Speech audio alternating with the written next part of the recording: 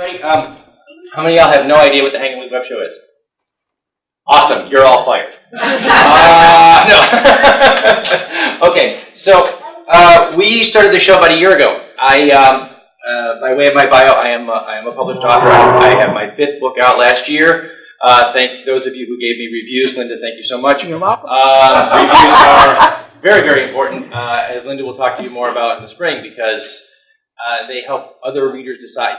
The internet is a place that is changing the paradigm of how people shop.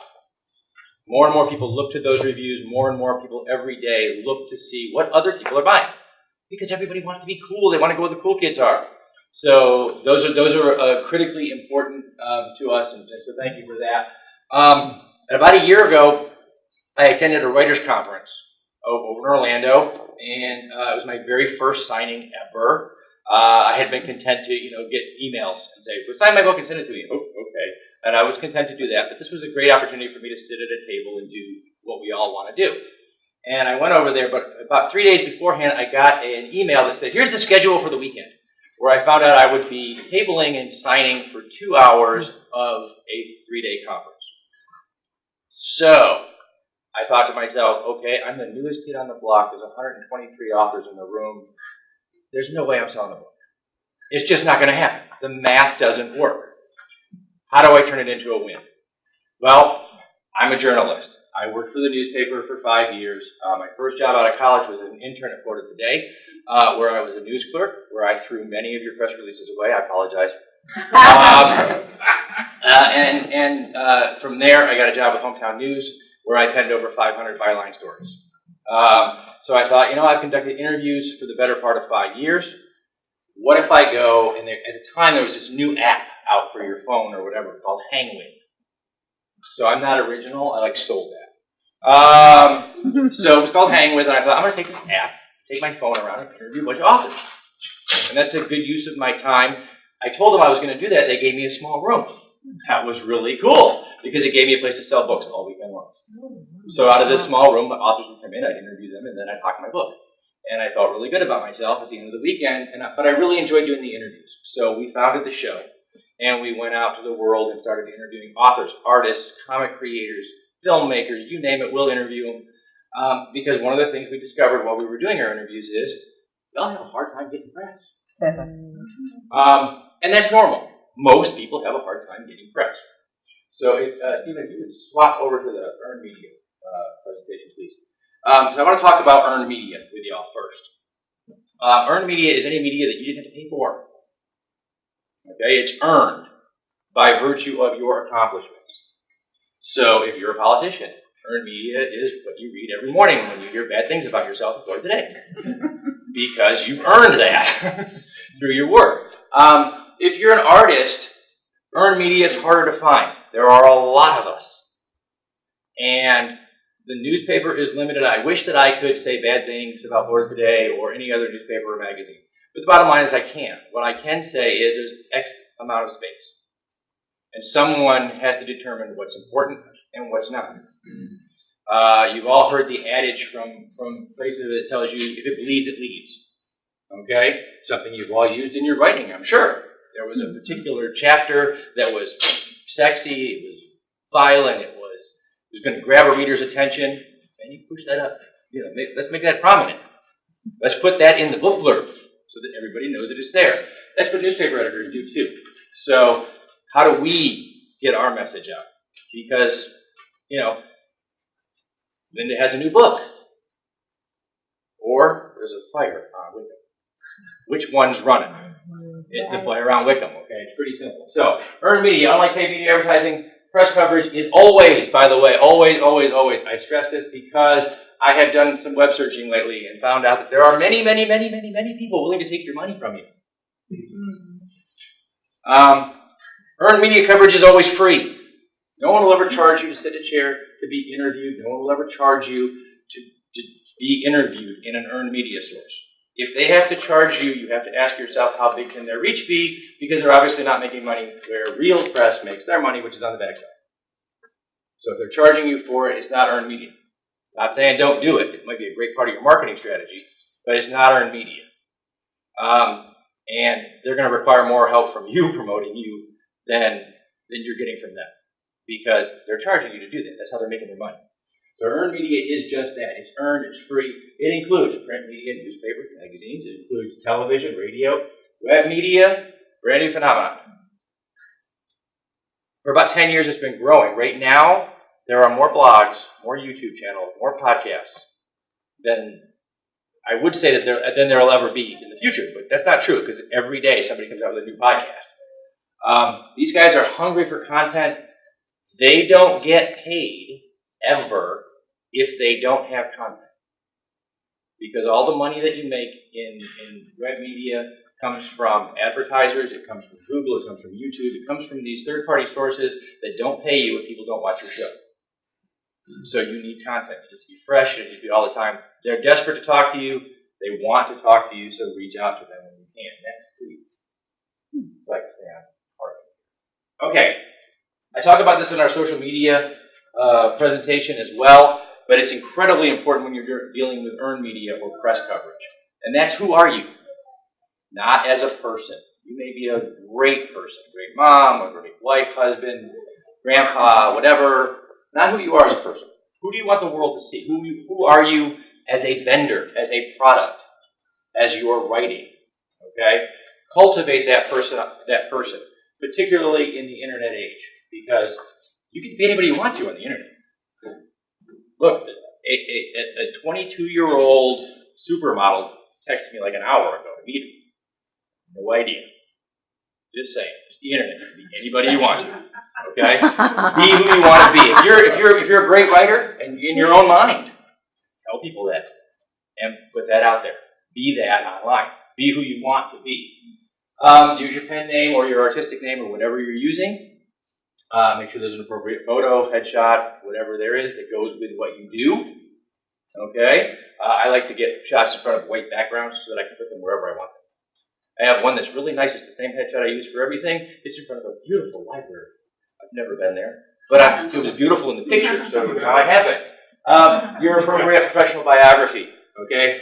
Mine is exactly wrong, for those of you who might have checked it out online. And, as Scott told you, there's a lot of stuff there. Shorten that down. Boil it down to what would be one page on a Word document.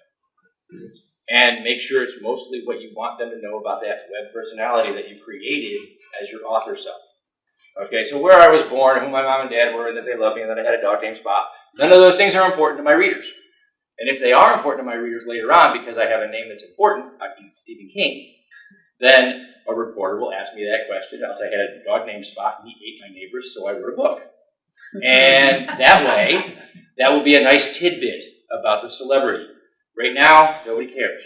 So keep it professional, almost like a resume, with a little bit of personal touch to it, please. Tips for approaching the media. Okay. How do we get in touch with the media? How do we get in touch with the press? Well, research. Same way we write a book. Hit Google. Start there. Work your way out. Find news outlets. Find the people who want to tell your story. Every newspaper, every magazine, every radio station, every television station has someone who covers arts and entertainment. By the way, that's what we are. They don't always see us that way because, well, I'm not Brad Pitt. But that's the same category that we fall under. Okay? So find the people who cover those stories. They want to hear your story. They have to have fresh content just like everybody else. They have to meet deadlines. They want a list of people they can go to in the arts and entertainment field. So find those people. Cultivate relationships. Guys, reporters, we tend to think of kind of like the toaster. You get a hold of a reporter when you want a reporter. You go to the toaster when you want toast. But reporters are people, just like you. Cultivate relationships. Call them, see what they're doing. Find out if you can become a source for them on other stories that they're doing within your field where you have a subject matter expertise. They need sources. But what they don't need is to be called up on a routine basis. Did you run my book press release yet? Did you run that press release yet? They really need you to be a source for other things too, which does help you in the long run because it establishes you as a subject matter expert. And once you're a subject matter expert, your phone won't stop ringing because you have a relevant expertise to them. And be true to your web personality or your creative artist personality. Don't become a subject matter expert in electrical engineering if you can barely plug in your refrigerator. Okay? Stay true to the persona that you're promoting. Talk about books, talk about the arts. In my case, I talk about media because it's what I do. So do those things and make yourself available to them. When they call you, answer their calls. Because when you call them, you want them to answer yours. It's like dating, only with none of the good stuff, but the occasional, run of your press release. My expertise isn't necessarily in doing that. As a reporter, I made a lot of those relationships. I cheated. I worked among them. But I can tell you, when I started doing press relations and media relations, I started doing it for political candidates about a decade ago. And I told somebody this once, they didn't even believe me. I had to go back and count them in front of them.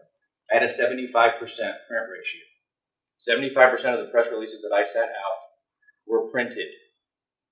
Whether it was as a news brief or more than 50% of them were printed as is. They were literally cut and pasted from my Word document into a news story. That was because of those relationships that were cultivated. So call people on the phone, find out what they're looking for. You can find out who the Florida Today or the News Channel 13, who the arts and entertainment editors and reporters are. Get those names. Again, research. Do your homework. All right, next, please. Press releases. Okay, everybody does these. My first year on the job was as a news clerk. My job was to throw away your press release. How did you get around me? Very simple. Make my job easy. Because before I throw away your press release, what I'm supposed to do is give my editors an opportunity to run them at least as a one-paragraph news brief. Who, what, when, where. That's all. And when you go to your stack on the desk, the people who get priority are those little one pages that tell you who, what, when, where. They make the news clerk's job easier. I can type it up. It's one paragraph. I can send it in. Or I can look at it and go, wow, that's really interesting. Let me send it to Joe. If it's an envelope and it's got a photo in it and a sample book, and the sample book, by the way, very grateful. I've got CDs, I've got DVDs, I've got books, some of which I've even read. But I stole them from my news clerk desk because nobody else was going to look at them. And the reason for that is there's too much stuff. Who, what, when, and where. And that's all. The why, you save for a phone call. Save the why for a phone call. If your press release is interesting to a reporter, they'll pick up the phone, make sure there's a contact information, email, phone number, how do I get a hold of you? If that information is on there and I find your story interesting, you'll get a phone call and then you can give me the why. That's for the interview. Who, what, when, where. Always do a couple of things. Again, be interesting, okay? Sometimes it's hard. My first book is a how-to for political campaigning. It was what I knew. That's really boring to most people.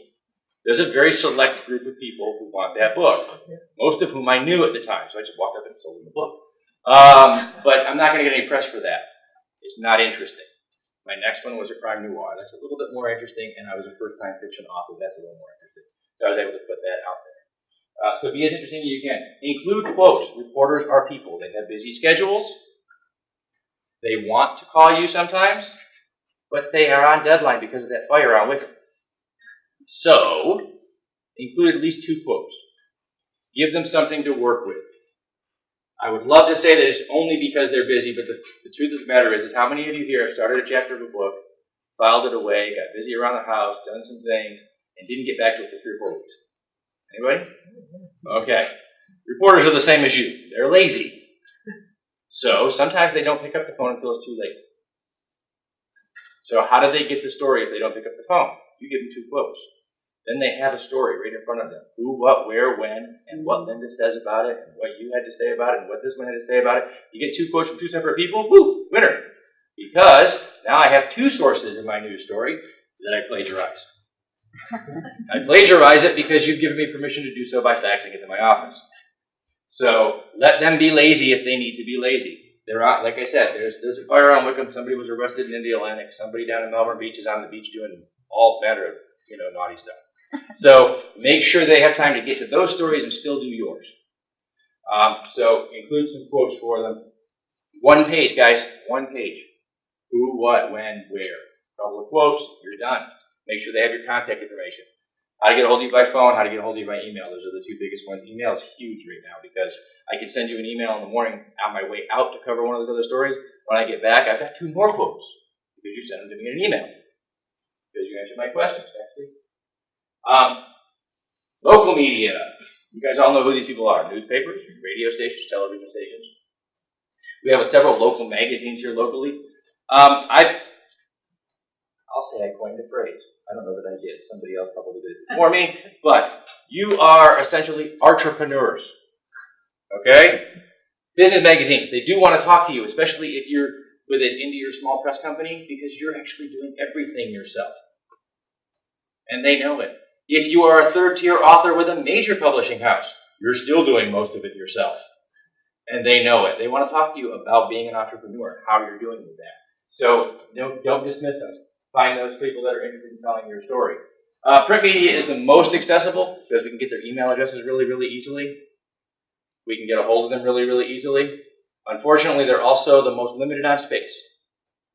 So you can get a hold of them, you can reach them, you can send your stuff into them, and you can take your chances, but they're still limited on space. And if something happens tomorrow morning when I'm planning on running your story, I have to run that instead. So cultivate multiple places. Local radio, and I'm going to squeeze into this category, podcasting and things like that. Talk radio, awesome place to get your message out. Each station has about 5 listeners, so do many of them. But they want to hear your story. They want to hear how you started writing. They want to hear what your next book about. They want to hear about everything. They want to hear about, hey, how do you write when you have kids or grandkids or a job? Or how do you do those things? They want to talk to you about that. So find those talk radio hosts. They will sit with you. Local magazines, local television, hard.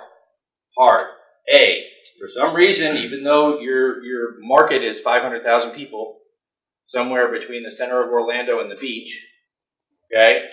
Even though that's your market, it's not huge. You're not, Jimmy Kimmel yet, but you're still a celebrity to the locals, which means it's much harder to get a hold of you and get you to get them to call back. But cultivate relationships. When you see a story, tell them it's nice. Find them on social media. People who are in the media do so because we love to stand in front of people and talk. It makes us feel good. So if you send me a Facebook message that says I did a good job, I feel better. And I'll remember you. I told you that on Facebook. See? There you go. And I remember. So cultivate those relationships. Get on Facebook. Find your news channel 13. Find your channel 9, your channel 2. Find those reporters. Tell them they did a good job, especially if they're doing a story about arts and entertainment or things that you're into. Follow them. And then, a month from now you can go, oh, by the way, now that you're my friend and all, I got a new book coming out. And they might listen. This just keeps me on track, by the way, because I could just jabber. Which I've pretty much been doing for like an hour now. Right? Okay, podcasters, bloggers, YouTubers, these people, it's where I make my money, folks, so please pay attention to us.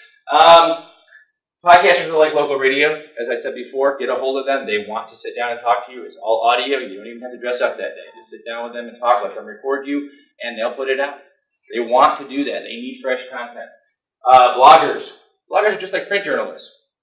The difference is they have unlimited space because they're in blogs. So they don't have editors. So don't misspell anything because they won't know the difference, and it'll hit the web. Yeah. But it's okay because this is a new thing. One of the reasons that I did this show in the first place was because I was sitting over at Florida Today. I was talking to Matt Reed, who's a friend of mine from when I was there. And I had brought a candidate in to do his little video show there in the back room of Florida Today about 3 years ago. And we were talking about the difference between being a journalist 10 years ago when I graduated from school and being a journalist today. Where when I got out, I was begging Florida, please give me a free intern. Let me work for you for free for a year of my life. I was begging them for that because that was the only way in. Today, they graduate college and they make money a week later because they're on a blog that's doing really well on Google. Okay, so it's a different world, and anybody with a camera or a keyboard can be in this world. They're not all good at it, but they are all out there. So bloggers, treat them like print journalists. Who, what, where, when. and give them as much information as they want and sit down and do interviews. Cultivate that personality that we talked about really, really early, okay? Cultivate that. Be prepared. Be prepared with every statement that you make. I wish I could tell you that I was a natural public speaker. I am not. I am a natural introvert. I prefer to be sitting behind my keyboard, way far from anybody seeing me, in my boxers. All right, don't visualize people. However, it was too late. No, but what happens is every movement of my arms, every time I look at one of you guys, it's something that when I was about 15 years old, I decided I want to be out there. I want to get out of myself. And I sat in front of here and I practiced it. So practice who you want to be. So that when you get in front of people, whether it be a reporter or a camera or a blogger or anybody else, you know who you are. And you know who you're trying to present. YouTubers, that's me. You want to be interviewed, tell her or her. You can tell him, but that's my son and he very rarely passes anything on. So tell the girls. So social media, Facebook, Twitter, Instagram, Pinterest. I don't even know them all. I have them all because she runs that. But it is crucial in today's world. I literally had a young person tell me, if you're not on Facebook, you really don't exist.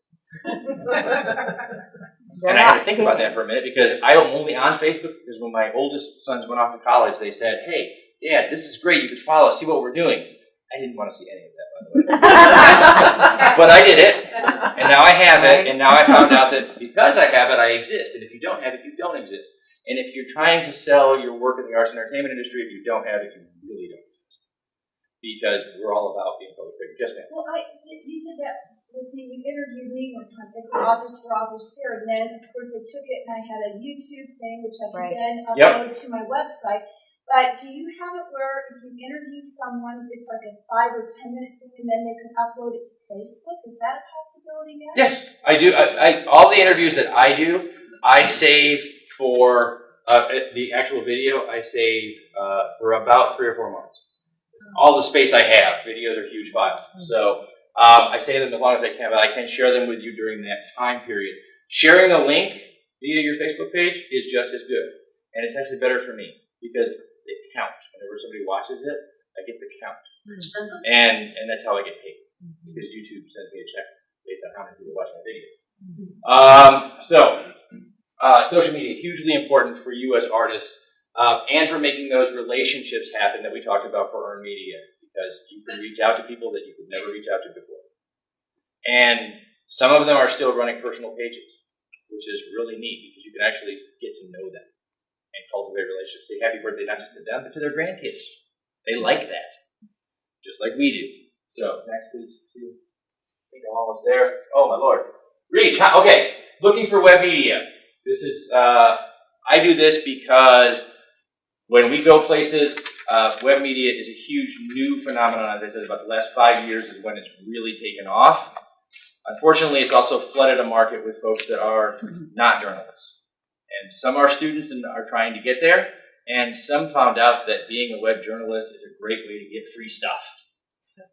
Avoid them. That's my advice, and I have to compete with these folks. When I go to conventions, conferences, places like that, and ask to come in and interview guys, I'm up against a blogger. They got a press pass last year, came in, took all your freebies, left, never did a story, and that's my competition when I go in to try to get press passes. So avoid those folks. It is buyer beware. Make sure if you do an interview, if you get a hold of these people, you know what they're going to do with it. Check their sites out beforehand and look for things like this. How many people do they reach? Now, that could be how many views does a YouTube video have. But I can tell you that how many people view your video is entirely dependent on how interesting you are. It really is. It's not even dependent on how interesting I am. Because I can be really, really crazy on camera and get 5 views because my guest kind of just sits there. So that's not a really good matrix. However, you can see how many people have subscribed to a channel. You can see how many people have commented on a channel. You can see what their social media reach is, Facebook, Twitter, Instagram. You can see what they're doing and what they're building. If a new journalist is a new journalist, they only have 5 subscribers, great. But you can actually see when they've posted videos, when they've posted blog reports, when they've hit social media, when you can see that they're actually moving and that they're interested in doing this, that's when you're interested in giving them your time. Because 5 people is more than the 5 you had yesterday. So, take advantage of those things. Traffic potential, websites and things like that. One of the things that I usually touch on social media, which I'll touch on briefly here now because it is relevant to the media. Check to see if they have a website. If they're one-offing on Facebook, it might be worth your time, but don't prioritize it. Prioritize somebody that's got a website and a blog and Facebook and Twitter. Get as many as you can when you're making your priorities of who am I going to talk to this week. Work your way down to the person that's got 25 friends on Facebook but really wants to be a journalist. That's the last guy on your list, but he is on there because you need those 25 friends to hit. But one of the things I tell people is look for people who seem to know a little bit about what they're doing, and this goes to their website. You're all authors. How many of you own the website that is yourname.com? How many of your names are Stephen King? Because no one's looking for you. I wish that they were. I wish they were looking for me, but they're not. They are looking for your book. They just don't know it yet. They're looking for a romance novel. They're looking for a prepper novel. They're looking for an action novel. They're looking for a spy novel. They're looking for a horror novel, a science fiction novel. They're looking for all of those things, but they're not looking for your name yet because no one knows who you are. When your name is Stephen King or Brandon Sanderson or whatever, then get yourname.com. Everybody's looking for you. As a matter of fact, if you can get StephenKing.com, let me know. I'll buy it from you. Okay? Because people are looking for him. They're not looking for us. The same thing is true for us. It took me a year to actually buy hangingwithshow.com because no one was looking for the Hanging With Show. No one knew what the Hanging With Show was. I did look into making sure that my Google rankings went higher and higher and higher with interview show, talk show, web series, author show, all of these things. But before I actually figured people would start looking for the Hanging With Web show, it took about a year. So look at those things. When you look at those numbers for their possible media sources, look what they're doing. Are they making smart moves? Because you want to know that they are, because they're reaching out to an audience for you on your behalf. Reciprocation. I'm all about this, folks. You sharing your video on the Hanging With Web show, awesome. But keep this in mind. The 55 people that you shared your video with already love you because you knew how to share it with them. If they didn't love you, you wouldn't know how to reach them. So, what I usually tell my guests is, share your video, awesome, I need those 25 people. More importantly than that, your fellow authors need your 25 people. And you need theirs. So find an author that writes similar to you, a subject that you're passionate about or that you're interested in. Share that video with your 25 people. And reciprocate. When someone shares your video on theirs, go to them and say, oh, I'll share yours on mine. Social networking has always existed. But the advent of social media has meant that we took the networking out of the social. We go on there and we post selfies of us walking on hot coals. Really dumb idea, by the way. But we don't think to network and say, hey, has anybody ever walked on hot coals before? Why do my feet hurt? Get people involved. Engage them. Share other people's videos. Ask them to do the same. Reciprocate. Okay, interviews. Being ready for an interview. I love casual interviews because y'all can just show up just as you are right now. We just chill out, hang out. I'll ask you some really good questions, and then I'm going to ask you some really dumb ones. Because I'm going to go out to Facebook and find out what people are asking themselves and each other. And I'm going to ask you those questions because obviously people are interested in it. If there's a meme about it, people are interested in it. I don't know why. It just is. So I might ask you what you sing in the shower. They'll look at me like I'm crazy. But I promise you, people watch those and they like them and they thumbs up them and they do those things. So I love doing that. However, it is always good to know your medium. If you're coming to sit on camera, be ready. So little things to have. Bring your press information. Information about your books. Information about your bio. Maybe a photo of you. A current photo of you is always nice. Not that many newspapers are going to care, but they'll run whatever they have. So make sure you have that stuff with you. Any printed materials. If you want to bring a book, if you're trying to get reviews. And Linda will talk a lot more about this both this coming weekend and in a couple of months. I tell people reviews are much like earned media. Don't pay for them if you don't have to. Right. There are lots and lots of places that are happy to take your money. How can you know you're getting an honest review if you pay somebody for it? Technically, I did see this at one website, $500 for a review. And all I could think to myself was, I really want an honest review to start with, but if I'm going to write a check for $500, you better not be honest. You better love my book more than you ever loved anyone else's book, at least until next week when somebody else writes you a check. So, make sure you bring your book with you when you're going to have interviews and stuff, because you hand it to them and ask them for a review. Do you bring both hard and soft copy? I would say do not break the bank for freebies. Grab your softcover book and do that. Now, if you're going to a larger media outlet, I will tell you this, it's all about presentation. So if you're walking into Florida today and somebody's going to sit down with you in that back room over there at Gannet, hardcover. Makes you look more important. Makes them go, ooh, ah, like Jurassic Park. Let them do that. If not, don't break the bank on freebies. No, I'm thinking of the press packet and the photo. If you give somebody a hard copy of the press packet, he's got to retype it. It's okay. Send an email in advance. I'm sorry, okay. Send an email in advance with all the information that they need about you, including pictures and things like that, because most things are done on the computer now. However, bring the hard copy anyway, because they can peruse it, they can look over it. I actually will have it sit on a table next to me during our interview sometimes, and I'll go, oh, you wrote that too. Talk to me about that. It gives me a little inspiration, so it helps them. Okay. Personal hygiene, guys. Bring a comb, bring a mirror. Make sure you look the way you want to look. Okay, this is about your presentation. If you don't care, you don't care. A lot of people don't. And we live in Florida. It's awesome. We can wear shirts, short sleeve shirts and flip flops, shorts everywhere we go. If you don't mind, you don't mind. If you do, be ready. Bring a brush, bring a comb, bring a mirror. Make sure you're in proper attire. This is part of my branding. I don't go anywhere without my sports coat and a button-down shirt. Any of you that have seen me around at any of your conferences and that already know that. Although this is not my favorite outfit. I prefer my flash t-shirt, my pajamas at the house. So, be ready. Okay. Those are just some tips. I actually use those interview things. Be polite, always be gracious, keep your composure. This is important. You are selling your book and you as an author. I used to tell this to candidates in politics. It is more apropos to all of you. Stay on message. As a reporter, part of my job is to get the best quotes, the most interesting quotes, the best stuff.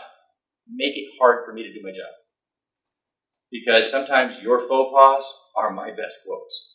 So be prepared. Stay on message, stay on point, be ready. Don't argue with a reporter. There's no point to that. Because that will make the press. Because it's somewhere down in there, I don't even know where it is. It's in there somewhere. Remember this, please, if you take away nothing else from my earned media presentation. Nothing, no matter who you are, what you say, is ever off the record. That is a fallacy. It's something that happens in the movies. I've actually heard real life reporters talk about it as if it were a thing, but it's not. My job is to get you to say interesting stuff. If saying interesting stuff means that you're bad-mouthing the next author over, or you're bad-mouthing the president or Congress or taxes or this or that, if I can get you to do those things, don't ever believe it. It's off the record. I have a tape recorder, I have a pen, and I buy ink by the barrel, which means I want to print things. So nothing is ever off the record. So you are on guard.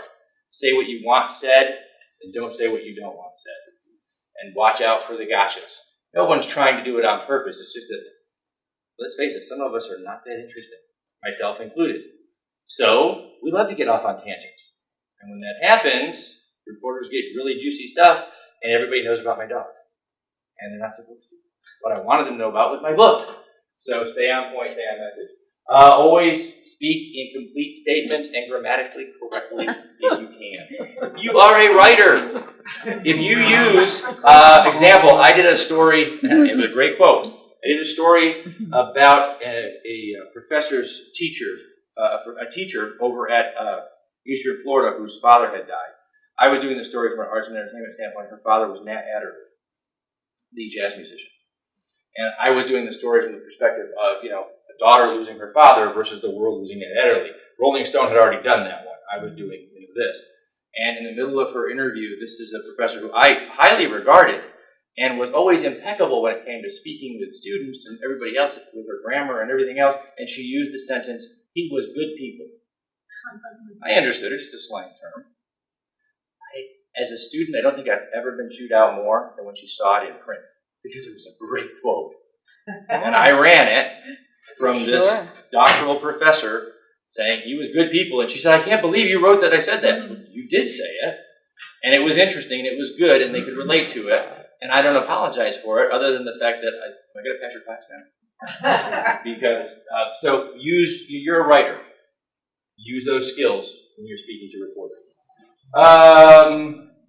Okay. Again, this goes back to use your good grammar, be polite, don't argue, and stay on point, because editing is done on behalf of the news outlet, not on behalf of you.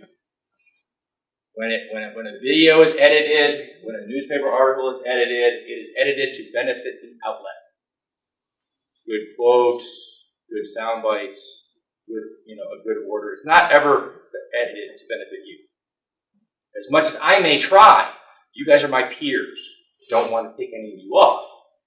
I try to edit to your benefit, but really, I know that I'm editing to the benefit of the show. I want it to sell. I want people to watch it. I want them to buy your book. I want them to come back for more, and I want them to buy another person's book, or a comic book, or piece of art, or whatever. So editing is done to the benefit of the outlet.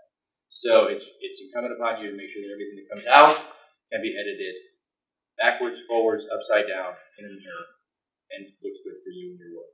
Okay? Thanks. I think I'm almost done. Secure relationships, share the work. Okay, go ahead. We already did that. Following press on social media. We already talked about this. Relationships. Make sure these guys know that you exist. Find them. Stalk them. Believe it, we like it. When I get new likes on Facebook, or somebody friend requests me and I'm like, do I know that person? Oh, I interviewed this one and that one. I feel great because they took the time to stalk me and find me. So do it. Go ahead. Earned media versus paid media. We talked about this before. Go ahead. Hit this again, because I always stress this. Earned media is earned. It is free. If it is paid media, if you have to pay for it, it is a part of your marketing strategy.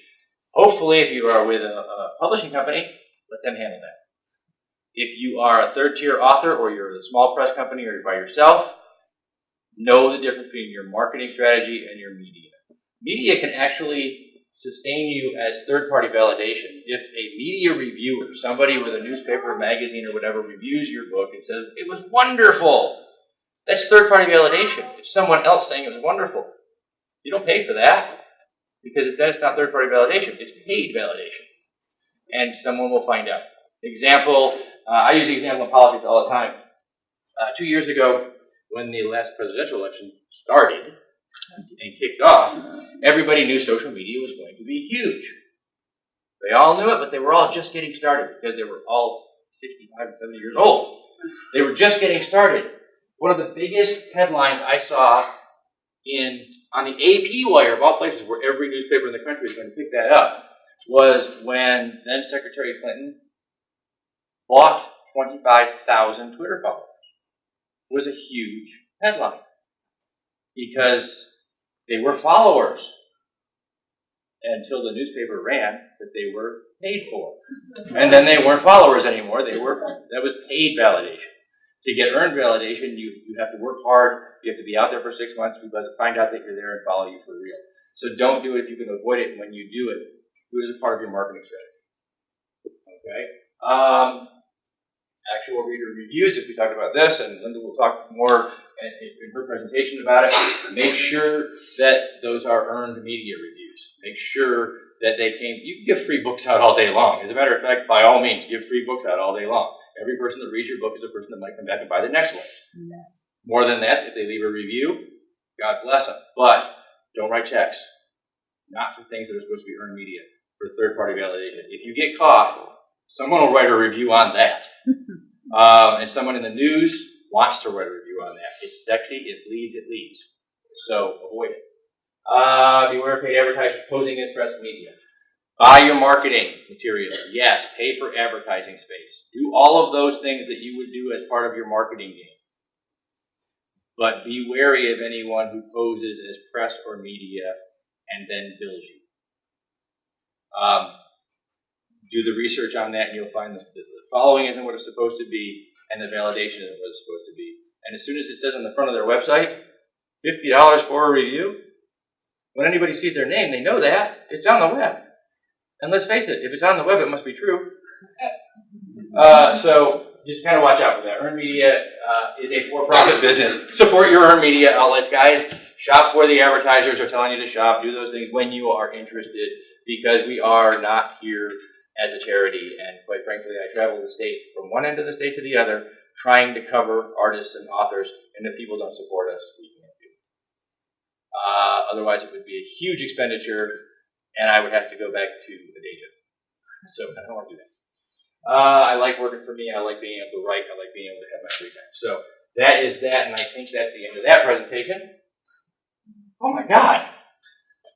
I must have been drinking the night that I wrote this.